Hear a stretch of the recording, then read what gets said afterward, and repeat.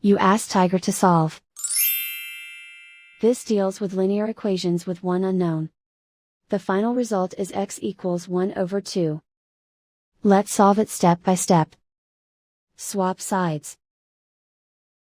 Group all constants on the right side of the equation. Subtract 2 from both sides. Simplify the arithmetic.